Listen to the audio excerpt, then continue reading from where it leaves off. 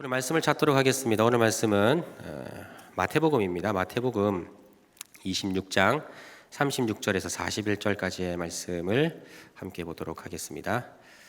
마태복음 26장 36절에서 41절까지의 말씀입니다. 제가 한 절 읽고 여러분들 한 절 읽고 교독하도록 하겠습니다. 제가 먼저 읽겠습니다. 이에 예수께서 제자들과 함께 겟세마네라 하는 곳에 이르러 제자들에게 이르시되 내가 거기 가서 기도할 동안에 너희는 여기 앉아 있으라 하시고 베드로와 세베대의 두 아들을 데리고 가실새 고민하고 슬퍼하사 이에 말씀하시되 내 마음이 매우 고민하여 죽게 되었으니 너희는 여기 머물러 나와 함께 깨어 있으라 하시고 조금 나아가사 얼굴을 땅에 대시고 엎드려 기도하여 이르시되 내 아버지여 만일 할만하시거든 이 잔을 내게서 지나가게 하옵소서.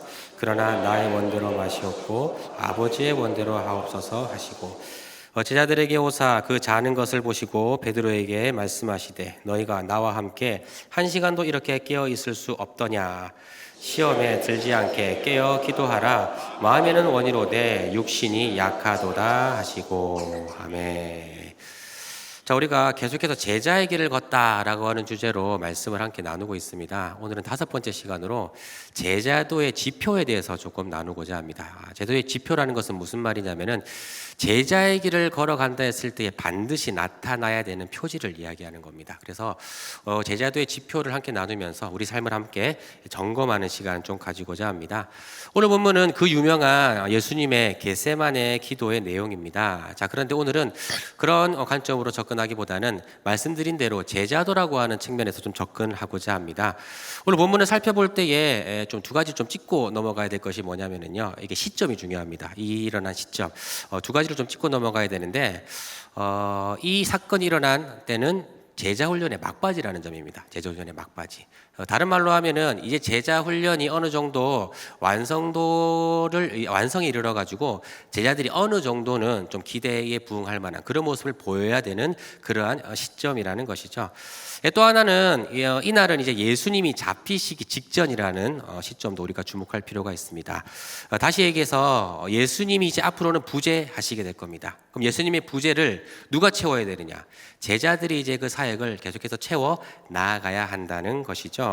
자, 그런 점들을 확인했을 때에 이 사건은 상당히 긴급하고 중요한 그러한 상황이라는 것을 우리가 알 수 있습니다. 즉 예수님이 잡히시는 날 밤이기 때문에 이제는 제자들에게는 어느 정도의 좀 기대를 해볼 만한, 즉 제자의 완성된 모습이라든지 예수님을 닮은 모습이라든지 그런 모습들이 조금 보여야 되는 그러한 상황이라는 것이죠. 자, 그런데 본문을 읽어봐서 알겠지만 제자들에게는 그러한 기대와는 전혀 상반되는 그러한 모습을 보여주고 있음을 본문은 얘기해주고 있습니다. 자, 그런데 중요한 거는요, 이 기사는 마가복음과 누가복음에도 똑같이 기록되어져 있다는 말입니다. 다르게 얘기해서 성경은 이 이야기를 좀 부단히도 강조해주고 있다는 것이죠.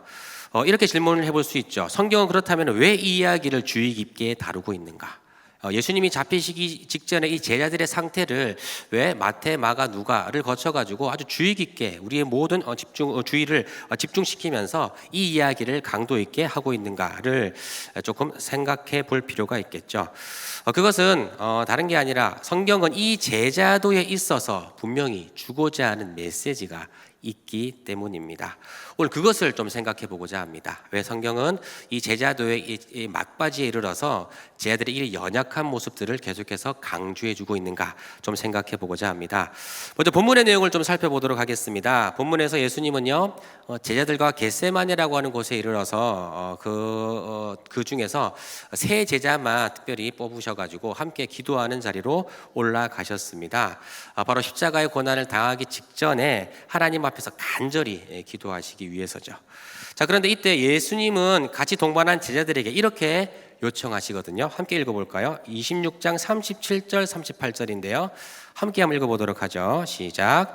베드로와 세베대의 두 아들을 데리고 가실새 고민하고 슬퍼하사 이에 말씀하시되 내 마음이 매우 고민하여 죽게 되었으니 너희는 여기 머물러 나와 함께 깨어 있으라 하시고. 자, 본문에도 예수님의 상황을 이렇게 얘기하고 있죠. 매우 고민하고 슬퍼하셨다라고 표현하면서 지금 이 상황이 상당히 매우 긴급하고 중요한 상황이라는 것을 얘기해 주고 있습니다. 그래서 제자들에게 예수님은 이렇게 요청하십니다. 너희는 여기 머물러서 나와 함께 깨어 있으라 라고 말씀하셨습니다. 자, 그런데 잘 아시겠지만 예수님의 이 요청에 제자들은 부응하지 못했습니다. 기도를 마치고 예수님이 돌아오셨을 때에 제자들은 어떻게 하고 있었습니까? 40절 41절을 이어서 한번 읽어보도록 하죠. 시작. 제자들에게 오사 그 자는 것을 보시고 베드로에게 말씀하시되 너희가 나와 함께 한 시간도 이렇게 깨어 있을 수 없더냐. 시험에 들지 않게 깨어 기도하라. 마음에는 원이로되 육신이 약하도다 하시고, 이들은 그대로 자고 있었습니다. 즉 예수님의 요청에 전혀 응하지 못했던 것이죠. 그래서 예수님은 이렇게 말씀하십니다. 너희가 한 시간도 나와 함께 깨어 있을 수 없더냐. 그리고 다시 요청하시죠. 시험에 들지 않게 깨어 기도하라. 잘 아시겠지만 이 상황은 두 번이나 더 반복이 됩니다. 두 번이나 더 반복이 되고 예수님은 두 번이나 더 기도하러 갔다 오셨지만은 이들은 아까와 똑같은 상황, 즉 그냥 계속해서 깨어있지 못하고 자고 있었다고 본문이 기록하고 있는 것을 우리는 너무나 잘 알고 있습니다. 그런 그들에게 주님은 분명히 말씀하셨습니다. 깨어 기도하라. 무슨 말입니까? 깨어 있으라는 말은 예민해져 있으라는 말입니다. 경계를 늦춰서는 안 된다는 말입니다. 그런데 이들은 깨어있지 못했다는 말입니다. 다르게 얘기해서 이들은 왜 자신들이 깨어 있어야 하는지 그 이유를 전혀 인식하지 못했다는 말이죠. 예수님의 말씀이 전혀 피부에 와닿지 않았다는 말입니다. 자, 그렇다면 우리가 생각해 볼 것은 이겁니다. 그 이유가 과연 뭘까? 이 긴급하고 중요한 상황에 예수님이 여러 번 요청하셨는데도 불구하고 이들은 왜 이 사항을 인지하지 못했을까? 그리고 왜 자신들이 기도해야만 하는 이 순간이라는 것을 인식하지 못했을까? 물론 본문은 그것을 피곤했기 때문이라고 얘기를 하고 있습니다. 그런데 정말 이런 절박하고 긴급한 상황이라면은 피곤함을 넘어서서 기도해야만 하는데 그들은 이렇게 기도해야만 하는 자신의 처지와 상황을 인지하지 못했기 때문에 지금 기도하지 못했다는 말이거든요. 그렇다면 이들은 왜 기도하지 못했을까? 그 힌트를 주는 이야기들을 본문 문맥 앞에서 좀 살펴볼 수 있거든요. 왜 이들이 기도하지 못했는가? 왜 자신들이 기도해야 된다는 것을 인식하지 못했는가? 그 앞에 문맥에 보면 26장 33절인데요. 33절부터 35절까지 한번 다 같이 한번 읽어보도록 하죠. 시작. 베드로가 대답하여 이르되 모두 주를 버릴지라도 나는 결코 주를 버리지 않겠나이다. 예수께서 이르시되 내가 진실로 내게 이르노니 오늘 밤 닭 울기 전에 내가 3번 나를 부인하리라. 베드로가 이르되 내가 주와 함께 죽을지언정 주를 부인하지 않겠나이다 하고 모든 제자도 그와 같이 말하니라. 자, 이 상황이 어떤 상황이냐면은 예수님께서는 잡히시기 전에 제자들에게 그들이 어떤 태도를 취할지 미리 예고를 하셨죠. 어떤 태도를 취할 것인지 예수님 말씀하셨냐면은 너희는 오늘 밤 다 나를 떠날 것이다. 나를 떠나서 버리고 흩어질 것이다. 자, 이 말을 듣자 제자들에게 있어서 가장 수장이라고 할 수 있는 베드로가 앞장서서 말씀하죠. 전부 주를 버릴지언정, 모두 다 주를 버릴지언정 나는 결코 주님 버리지 않습니다. 그 무슨 말씀이십니까?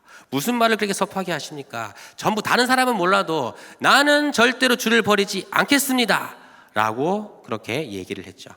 자, 베드로가 이 말을 하자 다른 제자들도 가만히 있을 수는 없겠죠. 모든 제자들이 똑같이 이야기했다고 본문은 이야기하고 있습니다. 주와 함께 죽을지언정 우리는 결코 주를 부인하지 않을 것입니다 라고 전부 호언장담하면서 그렇게 주님 앞에 자신의 고백을 드리고 있는 것을 알 수 있습니다.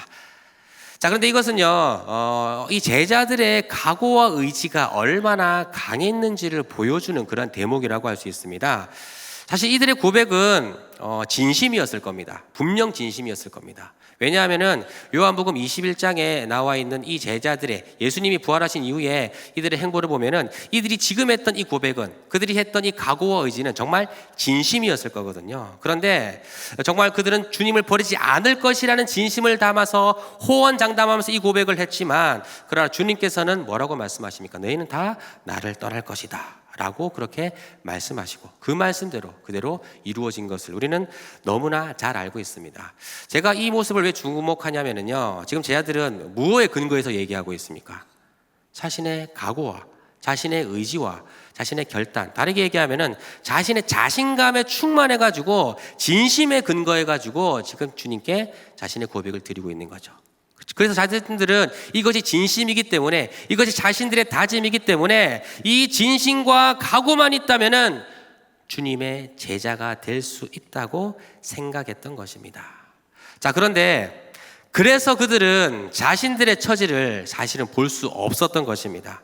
그들은 자신들의 각오와 의지로 주님 따를 수 있다고 여겼기 때문에 기도해야만 하는 자신들의 처지를 보지 못했던 것입니다. 그런데 앞서 말씀드렸듯이 성경은요, 이 이야기를, 즉 이들의 각오와 의지를 계속 강조해주고 있습니다. 이들이 진심으로 충만했다고 이야기해주고 있습니다. 왜 그럴까요? 왜 성경은 이 이야기를 강조해주고 있을까요?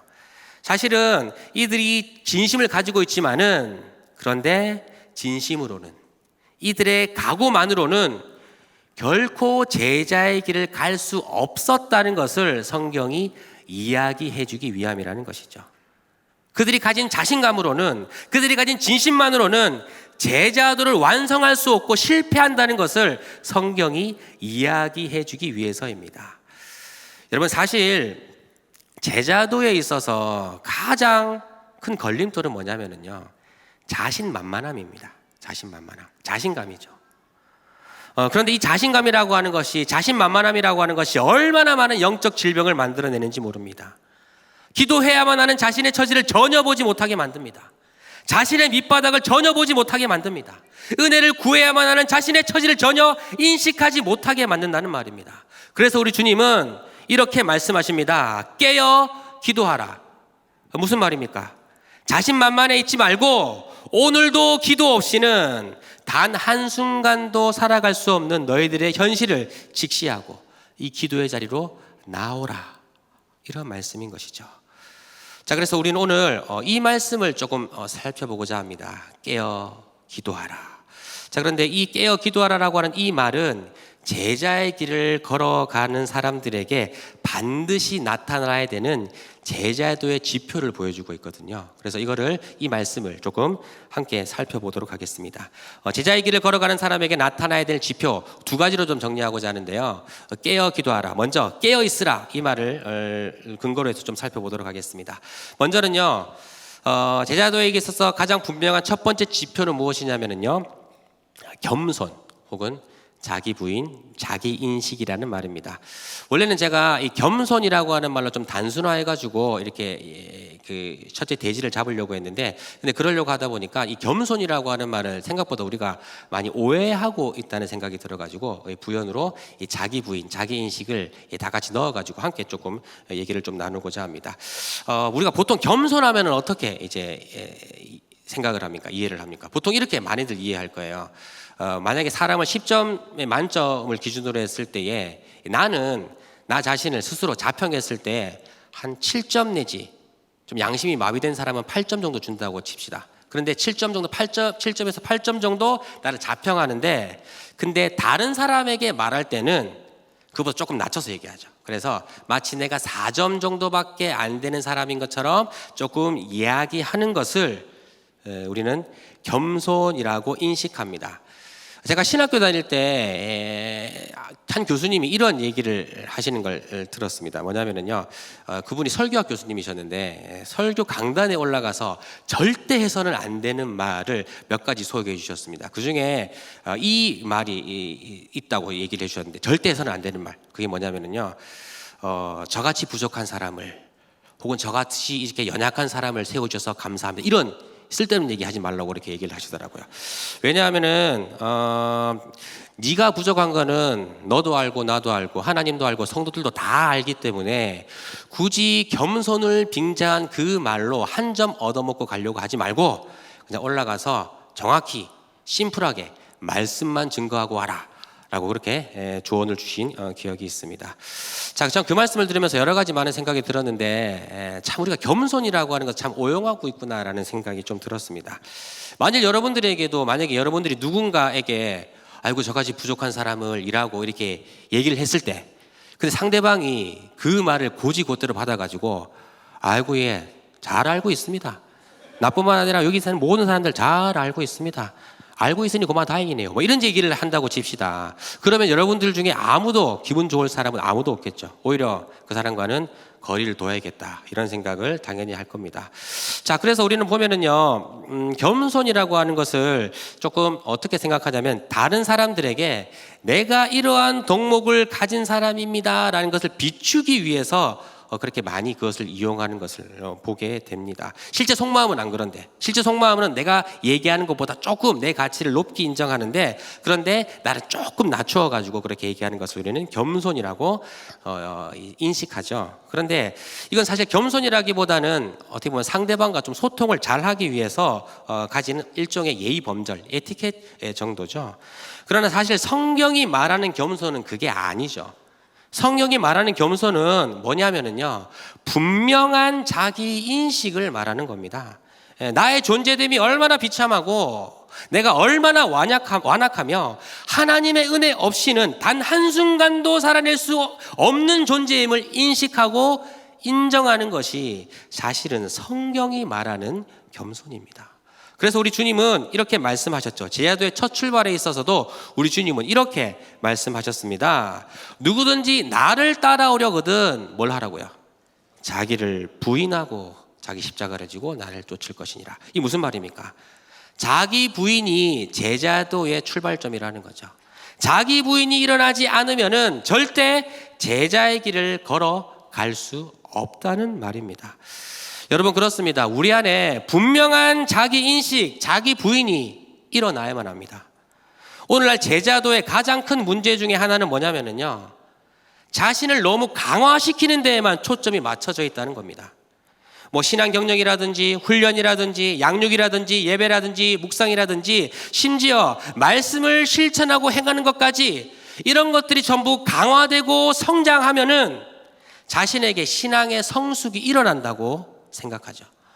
물론 이 모든 것들은 훌륭한 신앙 성숙의 지표입니다. 자, 그러나 이것만 있다면은 율법주의만 남게 됩니다. 얼마나 말씀을 많이 읽고 얼마나 많은 훈련을 받고 얼마나 많은 말씀을 행하고 이것만 남게 된다는 것이죠. 그리고 신앙의 초점이 모든 제자도의 기준이 이것을 했고 안 했고의 유무에 결정되고 만다는 겁니다. 여러분, 이런 것들은 결코 분명한 제자도의 지표가 될 수 없습니다. 제자도의 가장 분명한 지표는 무엇이냐면요, 오히려 자기 부인입니다. 분명한 자기 인식이라는 말입니다. 은혜 없이는 전혀 살아갈 수 없는 자기 자신을 매일매일 발견하는 것이죠. 저 같은 경우는 좀 어떤 게 저에게 좀 우상 숭배냐면요, 제가 좀 좋은 평판에 대한 우상 숭배가 좀 있거든요. 그래서 다른 사람에게 좀 좋은 소리를 듣기 위해 가지고 거기에 대해서 상당히 좀 예민한 그런 경우가 좀 있습니다. 그래서 어떻게 예의를 차리고 어떻게 좀 말을 하고 하면은 저 사람이 그렇게도 나에게 좀 호감을 갖겠다. 여기에 좀 상당히 좀 예민한. 그래서 제가 좋은 평판에 대한 좀 조금 약간 우상 숭배가 좀 있는 것 같아요. 저한테 보면은. 그런데 그래서 여러분들도 가만히 보면 제가 그래서 사람이 좀 좋아 보이지 않습니까? 그죠? 그렇지 않습니까? 가끔 좀 착해 보이고 그렇지 않습니까? 그죠? 근데 사실 이게 다 가면이거든요. 가면이고, 이런 제가 무장 해제되는 곳이 있습니다. 어딜까요? 다 너무 정확하게 얘기하셔서 경험담이 있으신 것 같은데, 집이 그렇습니다. 제가 이렇게 밖에서는 이렇게 너무 잘하려고 하다고 이렇게 예민하다 보니까 집에 가면은 완전히 무장이 해제돼가지고 집에 가면 막 큰 소리 빡빡 지르고 뭐 애들한테도 막 짜증을 많이 내고, 애들도 처음 제가 애들을 상당히 좋아하긴 하거든요. 근데 그 버티는 시간이 5분을 못 넘어갑니다. 5분만 넘어가면은 막 짜증이 나고 다시 교회로 출근하고 싶고 이런 생각들이 막 든단 말이죠. 자, 그런데 그래서 제가 최근에 제가 휴가를 다녀왔는데 휴가 첫날에 저에게 팍팍 지르는 모습을 보고 저희 큰딸이 저에게 하는 말이, 이래가지고 휴가 제대로 마칠 수 있겠어? 이런 얘기까지를 들었던 그런 이력이 있습니다. 여러분, 가정은 저의 밑바닥을 보여주는 곳입니다. 밑바닥. 근데 저는 가정 빼고만 보면은 저도 상당히 사람들에게 이렇게 저렇게 행동하고 이런 소리를 듣고 하다 보니까 제가 조금 그래도 괜찮은 사람이라는 착각을 가끔 할 때가 참으로 많거든요. 근데 그것을 모두 뒤집어 놓는 데가 어디냐면은 가정입니다. 가정에 들어가 보면 저도 제가 잘못했다는 거 압니다. 저도 제가 짜증이 많이 내고 애들한테 너무 사악하게 된다는 건 너무나도 압니다. 그런데 그 가정이 결국에는 뭐예요? 저의 밑바닥을 보여주는 곳이라는 거죠. 여러분, 사실 우리는 우리의 밑바닥을 볼 수 있어야만 합니다. 다른 것들에 눈이 가려져 가지고 우리의 현실을 직시하지 못하면 안 된다는 말입니다. 그래서 우리 주님은 이렇게 제자들에게 말씀하십니다. 깨어 있으라. 무슨 말입니까? 기도해야만 하는 너희의 처지를 분명히 인식하라는 말입니다. 너희의 다짐과 각오의 근거에서 살지 말고 은혜 없이는 단 한순간도 살아갈 수 없는 자들이 너희임을 기억하라는 말이죠. 여러분, 제자의 길을 걷는 사람에게는 반드시 이 자기 부인, 자기 인식, 이 겸손이 나타나야만 합니다. 이게 바로 제자도의 첫 번째 지표입니다. 자, 그리고 두 번째 제자도의 지표를 좀 생각해 보겠습니다. 아까 깨어 기도하라고 했죠. 즉 기도하라. 제자도의 두 번째 지표는 이렇게 표현해 보죠. 은혜에 대한 간구입니다. 제가 단순히 기도라고 표현하지 않은 것에 주목하시기 바랍니다. 기도를 일종의 행위처럼 여길까봐 기도라는 표현을 쓰지 않고 간구라는 표현을 썼습니다. 단순히 기도하는 행위를 말하는 것이 아니라 기도 안에 간구가 담겨 있어야 한다는 말입니다. 여러분, 제자도의 두 번째 지표는 바로 이 은혜에 대한 간구입니다. 자기 부인만이 있는 것이 아니라 분명한 자기 인식으로 자기를 비웠다면은 그 자리를 다른 것이 아닌 은혜로 채워 나아가야만 한다는 말입니다.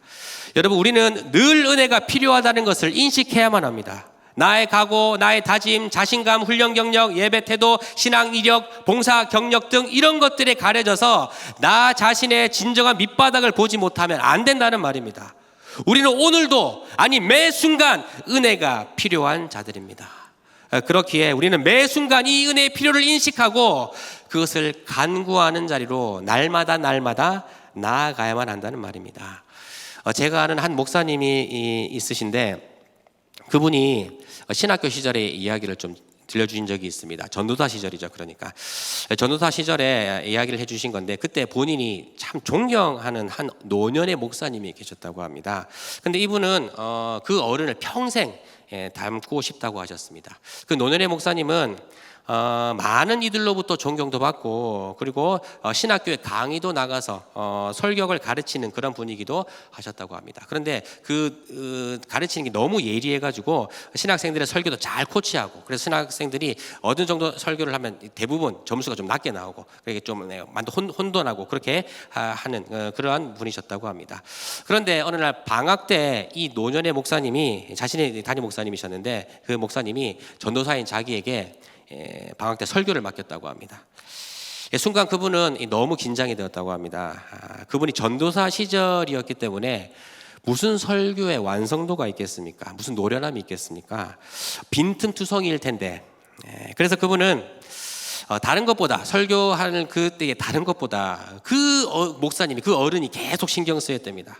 그래서 설교를 들으면서 그분이 여기 계시면 눈 안 마주치려고 계속 이쪽으로 보고 설교를 하려고 그렇게 애를 썼는데 그런데 여러분 잘 아시잖아요. 안 하려고 그렇게 신경 쓰면은 더 신경 쓰인다는 거 아시잖아요. 그래서 자기도 모르게 이쪽으로 봐주면서 그분과 계속 눈 마주치고 그렇게 설교를 해야 되는 그런 순간이 있었다고 합니다.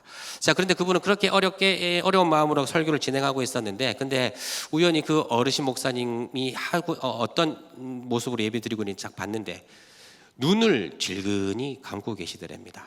그래서 이게 뭐지 싶어가지고 혹시나 내 설교가 지금 지루해서 지금 주무시고 계시는 건지 아니면은 내 설교가 뭔가 좀 빈틈이 많아가지고 홍군형 낼 만한 요소들을 좀 찾고 계신 건지 이렇게 오만 생각이 막 그렇게 들었다고 합니다. 그런데 이분이 좋으시는 건 아니라는 생각이 확신이 들었다고 합니다. 왜냐하면 본인이 설교하는 것에 있어서 이분이 뭔가 반응을 하시는데 그런데 이분이 그 와중에서 또 안심을 하셨던 게 계속 이 어르신이 그 말씀을 들으면서도 아멘이라고 하는 것을 반응하시는 소리를 이분이 그렇게 들었기 때문이었습니다.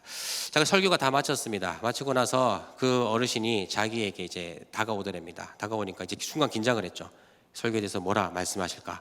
혹은 내가 잘못한 것에 대해서 또 홍군장 내시지 않을까? 이런 생각이 들었는데 그런데 그 어르신께서 그 전도사 시절인 자신에게 너무 감사하게 말씀 잘 들었다고, 너무 은혜 많이 받았다고 그렇게 얘기를 하셨다고 했습니다.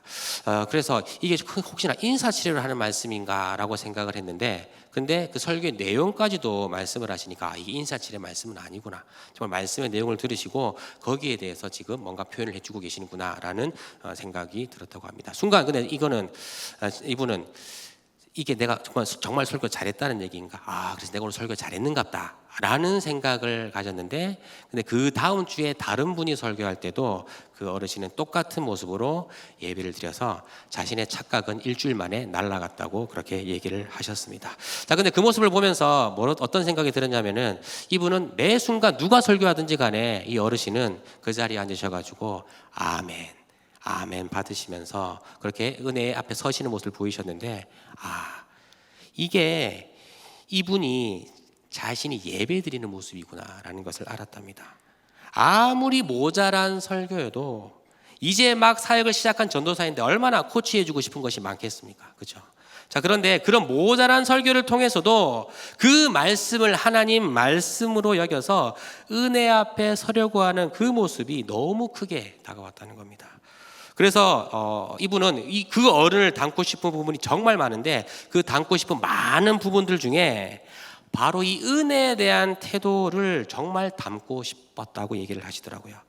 그분은, 그 어른은 사실 늘 존경받고 목회 이력도 상당하고 또 설교에 있어서도 대가라고 할 수 있는 그런 분인데, 그러나 언제나 은혜 앞에서는 그 모든 것들이 다 사라지고 온전히 은혜 앞에서는 자신의 모습만 남을 뿐이었던 것이죠. 그래서 그분은 그 목사님의 다른 모든 모습이 다 존경스러운 부분들이 많았는데, 이 은혜를 갈망하고 이 은혜 앞에서는 그 모습을 정말 닮고 싶다라고 그렇게 얘기하셨던 적이 있습니다. 왜냐하면 자신은 계속해서 나이가 들고 목회 경력과 연륜이 쌓이면 쌓일수록 그런 모습이 없어지더라는 겁니다. 오히려 자신이 이루어 놓은 열매들과 경험들을 더 믿고 의지하게 되더라는 겁니다. 그래서 그 어르신의 그 모습이 정말 대단한 것이었구나. 그래서 그 모습이 너무나 그립고 가장 닮은 모습이라고 이야기해 주신 적이 있습니다. 여러분, 그렇습니다. 진정한 제자는 오늘도 은혜를 간구하는 자입니다. 은혜의 필요를 인식하는 자입니다.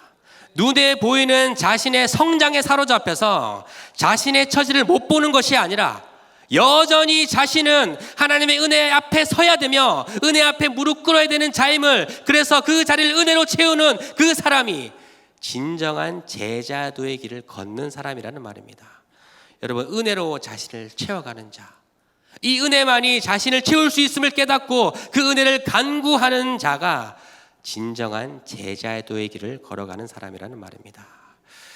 오늘 말씀을 한번 정리하도록 하겠습니다. 오늘 제자도의 지표에 대해서 함께 나누었습니다. 즉, 제자의 길을 걷는 자에게 반드시 나타내야 될 두 가지 지표 얘기했습니다. 자기 부인과 은혜를 간구하는 그 모습 살펴보았는데, 전 이 말씀을 준비하면서 무엇보다 사도 바울의 고백이 떠오르더라고요. 사도 바울의 고백.